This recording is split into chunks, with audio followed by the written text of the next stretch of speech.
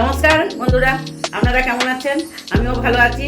আজকে আমি ডিমের টেবিল করে দেখাবো। ডিম সেদ্ধ করে রেখেছি, পেঁয়াজ আর রসুন কাটা আছে। এই যে রসুন আর এই ভেঙে রেখে দিয়েছি। কাঁচা আলুতে 8 চামচ একটু নুন দিচ্ছি, একটু সেনে নিচ্ছি, তারপরে কড়াইয়ে দেবো।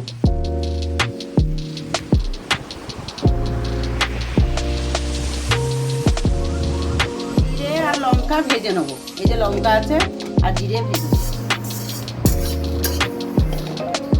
তেল দিয়ে দিলাম, জিরে দিয়ে দিলাম,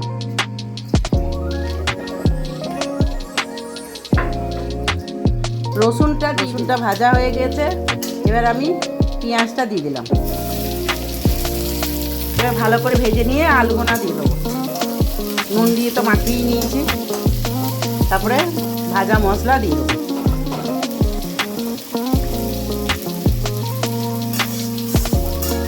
পেঁয়াজটা ভাজা ভাজা হয়ে গেছে, আমি এবার আলুটা দিয়ে দেবো। দিলাম কড়াইয়ের মধ্যে, ভালো করে এটাকে নেড়ে নেবো।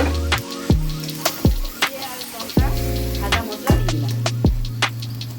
এতে খুব সুন্দর বাসতে হবে, মানে খেতেও সুন্দর হবে। 2 চামচ দিয়ে দিলাম। এবার আলুটা ডিমের ওপরে পুর দিয়ে দিচ্ছি।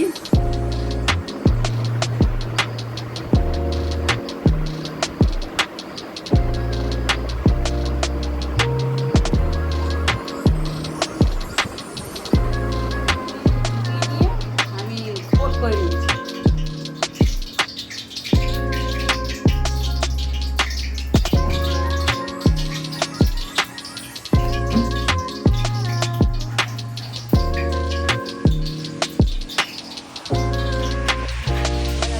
তেলের মধ্যে ছেড়ে দেব।